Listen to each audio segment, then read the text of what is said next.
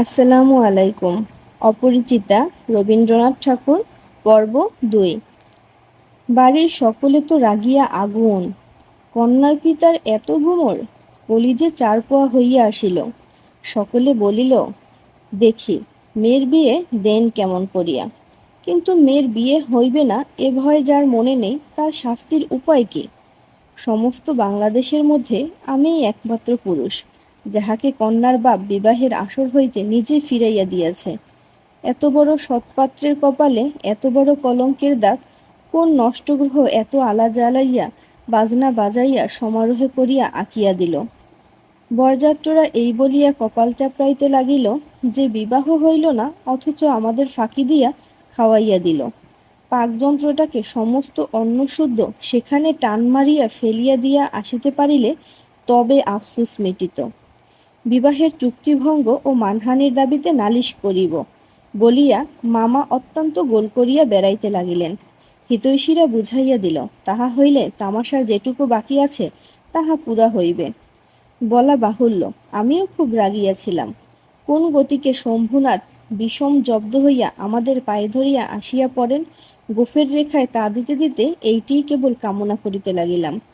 কিন্তু এই আক্রোশের কালো রঙের স্রোতের পাশাপাশি আর একটা স্রোত বহিতেছিল, যেটার রং একেবারেই কালো নয়।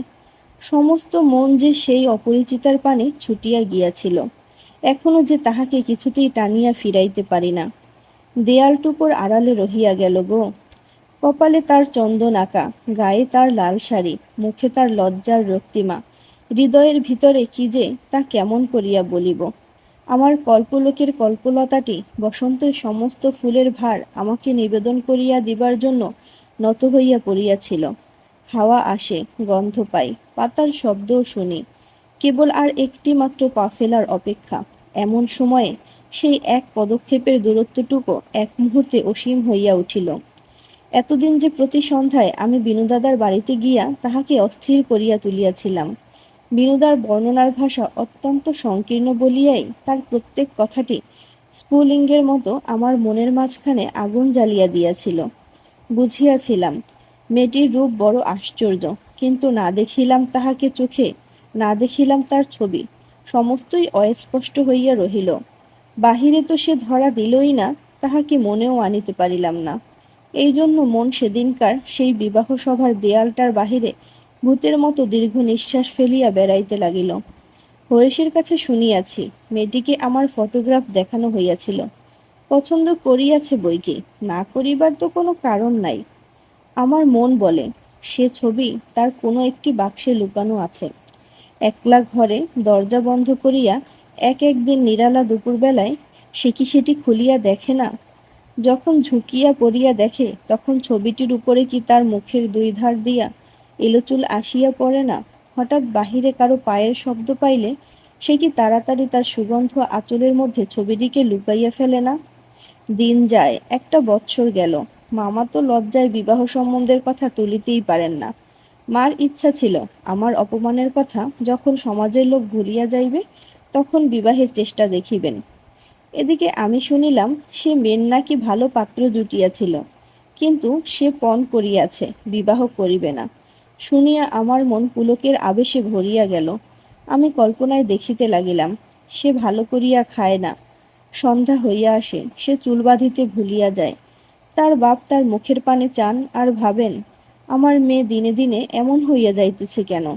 হঠাৎ কোনোদিন তার ঘরে আসিয়া দেখেন মেয়ের দুই চক্ষে জলে ভরা। জিজ্ঞাসা করেন, মা, তোর কি হইয়াছে, বল আমাকে। মেয়ে তাড়াতাড়ি চোখের জল মুছিয়া বলে, কই, কিছুই তো হয়নি বাবা। বাপের এক মেয়ে, বড় আদরের মেয়ে। যখন অনাবৃষ্টির দিনের ফুলের কুড়িটির মতো মেয়ে একেবারে বিমর্ষ হইয়া পড়িয়াছে, তখন বাপের প্রাণে আর সহিল না। তখন অভিমান ভাসাইয়া দিয়া তিনি ছুটিয়া আসিলেন আমাদের দ্বারে। তারপরে তারপরে মনের মধ্যে সেই যে কালো রঙের ধারাটা বহিতেছে, সে যেন কালো সাপের মতো রূপ ধরিয়া ফোঁস করিয়া উঠিল।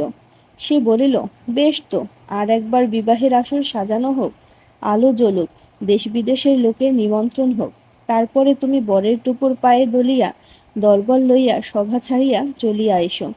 কিন্তু যে ধারাটি চোখের জলের মতো শুভ্র, সে রাজহংসের রূপ ধরিয়া বলিল, যেমন করিয়া আমি একদিন দয়মন্তীর পুষ্পবনে গিয়াছিলাম, তেমনি করিয়া আমাকে একবার উড়িয়া যাইতে দাও। আমি বিরোহিণীর কানে কানে একবার সুখের খবরটা দিয়া আসিগে। তারপরে তারপরে দুঃখের রাত পোহাইল, নববর্ষার জল পড়িল, ম্লান ফুলটি মুখ তুলিল। এবারে সেই দেয়ালটার বাহিরে রহিল সমস্ত পৃথিবীর আর সবাই, আর ভিতরে প্রবেশ করিল একটিমাত্র মানুষ। তারপরে তারপরে আমার কথাটি ফুরালো। কিন্তু কথা এমন করিয়া ফুরাইল না। যেখানে আসিয়া তাহা অফুরান হইয়াছে সেখানকার বিবরণ একটুখানি বলিয়া আমার এ লেখা শেষ করিয়া দিই। মাকে লইয়া তীর্থে চলিয়াছিলাম। আমার উপরেই ভার ছিল, কারণ মামা এবারও হাবড়ার পুল পার হন নাই। রেলগাড়িতে ঘুমাইতেছিলাম। ঝাঁকানি খাইতে খাইতে মাথার মধ্যে নানা প্রকার এলোমেলো স্বপ্নের ঝুমঝুমি বাজিতেছিল। হঠাৎ একটা কোনো স্টেশনে জাগিয়া উঠিলাম। আলোতে অন্ধকারে মেশা সেও এক স্বপ্ন। কেবল আকাশের তারাগুলি চিরপরিচিত, আর সবই অজানা, অস্পষ্ট। স্টেশনের দ্বীপ কয়টা খাড়া হইয়া দাঁড়াইয়া আলো ধরিয়া এই পৃথিবীটা যে কত অচেনা এবং যাহা চারিদিকে তাহা যে কতই বহুদূরে তাহাই দেখাইয়া দিতেছে। গাড়ির মধ্যে মা ঘুমাইতেছেন। আলোর নিচে সবুজ পর্দা টানা। তোরঙ্গ বাক্স জিনিসপত্র সমস্তই কেকার ঘাড়ে এলোমেলো হইয়া পড়িয়াছে। তাহারা যেন স্বপ্নলোকের ওলটপালট আসবাব। সবুজ প্রদোষের মিটমিটে আলোতে থাকা এবং না থাকার মাঝখানে কেমন একরকম হইয়া পড়িয়া আছে। এমন সময় সেই অদ্ভুত পৃথিবীর অদ্ভুত রাত্রে কে বলিয়া উঠিল, শিগগির চলে আয়, এই গাড়িতে জায়গা আছে। মনে হইল যেন গান শুনিলাম। বাঙালি মেয়ের গলায় বাংলা কথা যে কি মধুর, তাহা এমনি করিয়া অসময়ে অজায়গায় আচমকা শুনিলে তবে সম্পূর্ণ বুঝিতে পারা যায়। কিন্তু এই গলাটিকে কেবলমাত্র মেয়ের গলা বলিয়া একটা শ্রেণীভুক্ত করিয়া দেওয়া চলে না। এ কেবল একটি মানুষের গলা। শুনিলেই মন বলিয়া ওঠে, এমন তো আর শুনি নাই। চিরকাল গলার স্বর আমার কাছে বড় সত্য। রূপ জিনিসটি বড় কম নয়, কিন্তু মানুষের মধ্যে যাহা অন্তরতম এবং অনির্বচনীয়, আমার মনে হয় কণ্ঠস্বর যেন তারই চেহারা। আমি তাড়াতাড়ি গাড়ির জানালা খুলিয়া বাহিরে মুখ বাড়াইয়া দিলাম। কিছুই দেখিলাম না।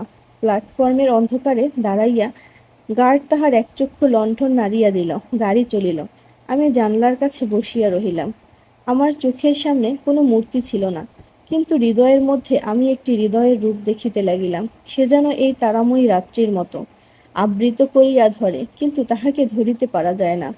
ওগো সুর, অচেনা কণ্ঠের সুর, এক নিমেষে তুমি যে আমার চিরপরিচয়ের আসনটির উপরে আসিয়া বসিয়াছ। কি আশ্চর্য পরিপূর্ণ তুমি!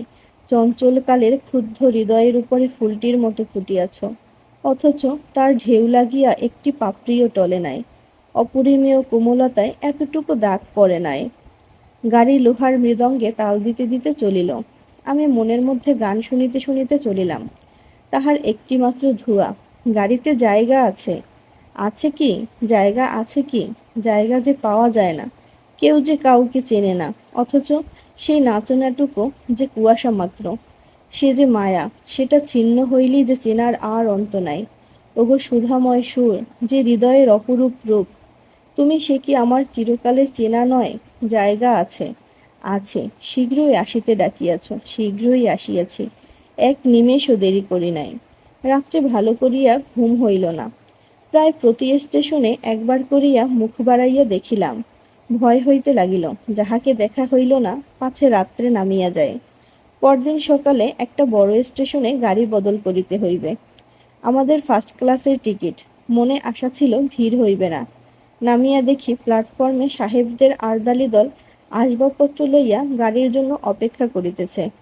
কোনো এক ফৌজের বড় জেনারেল সাহেব ভ্রমণে বাহির হইয়াছেন। 2-3 মিনিট পরেই গাড়ি আসিল। বুঝিলাম ফার্স্ট ক্লাসের আশা ত্যাগ করিতে হইবে।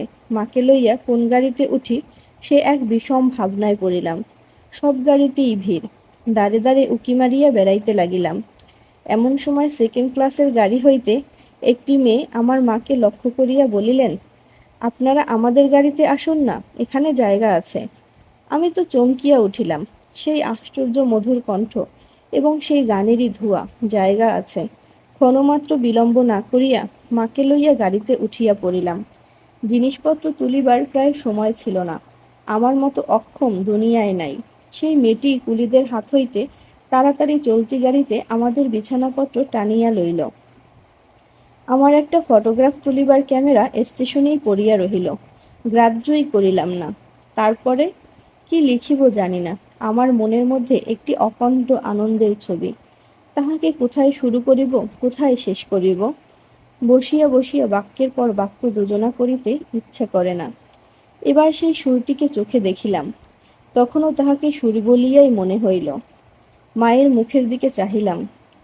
দেখিলাম তার চোখে পলক পড়িতেছে না। মেয়েটির বয়স 16 কি 17 হইবে, কিন্তু নবযৌবন ইহার দেহে মনে কোথাও যেন একটুও ভার চাপাইয়া দেয় নাই। ইহার গতি সহজ, দীপ্তি নির্মল, সৌন্দর্যের সূচিতা অপূর্ব। ইহার কোনো জায়গায় কিছু জরিমা নাই। আমি দেখিতেছি, বিস্তারিত করিয়া কিছু বলা আমার পক্ষে অসম্ভব। এমনকি সে যে কি রঙের কাপড় কেমন করিয়া পরিয়াছিল তাহাও ঠিক করিয়া বলিতে পারিব না। এটা খুব সত্য যে তাহার বেশে ভূষায় এমন কিছুই ছিল না যেটা তাহাকে ছাড়াইয়া বিশেষ করিয়া চোখে পড়িতে পারে। সে নিজের চারিদিকের সকলের চেয়ে অধিক। রজনীগন্ধার শুভ্র মঞ্জুরির মতো সরল বৃন্তটির উপরে দাঁড়াইয়া যে গাছে ফুটিয়াছে সে গাছকে সে একেবারে অতিক্রম করিয়া উঠিয়াছে। সঙ্গে দুটি তিনটি ছোট ছোট মেয়ে ছিল। তাহাদিগকে লইয়া তাহার হাসি এবং কথার আর অন্ত ছিল না। আমি হাতে একখানা বই লইয়া সেদিকে কান পাতিয়া রাখিয়াছিলাম। যেটুকু কানে আসিতেছিল সে তো সমস্তই ছেলে মানুষদের সঙ্গে ছেলে মানুষই কথা। তাহার বিশেষত্ব এই যে তাহার মধ্যে বয়সের তফাৎ কিছুমাত্র ছিল না। ছোটদের সঙ্গে সে অনায়াসে এবং আনন্দে ছোট হইয়া গিয়াছিল। সঙ্গে কতগুলি ছবিওয়ালা ছেলের গল্পের বই। তাহারই কোনো একটা বিশেষ গল্প শোনাইবার জন্য মেয়েরা তাকে ধরিয়া পড়িল। এ গল্প নিশ্চয়ই তারা 20-25 বার শুনিয়াছেন।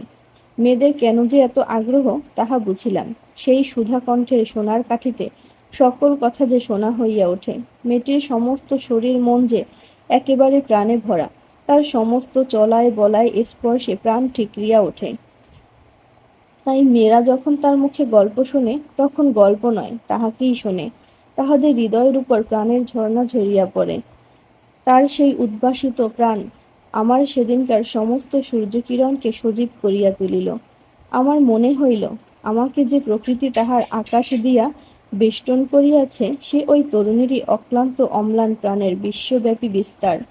পরের স্টেশনে পৌঁছিতেই খাবারওয়ালাকে ডাকিয়া সে খুব খানিকটা চানামুঠ কিনিয়া লইল এবং মেয়েদের সঙ্গে মিলিয়া নিতান্ত ছেলে মানুষের মতো করিয়া কলহাস্য করিতে করিতে অসংকোচে খাইতে লাগিল। আমার প্রকৃতি যে জাল দিয়া বেড়া। আমি কেন বেশ সহজে হাসিমুখে মেয়েটির কাছে এই চানা একমুঠো চাহিয়া লইতে পারিলাম না? হাত বাড়াইয়া দিয়া কেন আমার লোভ স্বীকার করিলাম না? মা ভালো লাগা এবং মন্দ লাগার মধ্যে দোমনা হইয়াছিলেন। গাড়িতে আমি পুরুষ মানুষ, তবু ইহার কিছুমাত্র সংকোচ নাই। বিশেষত এমন লোভীর মতো খাইতেছে সেটা ঠিক তার পছন্দ হইতেছিল না। অথচ ইহাদের বেহায়া বলিয়াও তার ভ্রম হয় নাই। তার মনে হইল এ মেয়ের বয়স হইয়াছে, কিন্তু শিক্ষা হয় নাই। মা হঠাৎ কারো সঙ্গে আলাপ করিতে পারেন না। মানুষের সঙ্গে দূরে দূরে থাকাই তার অভ্যাস।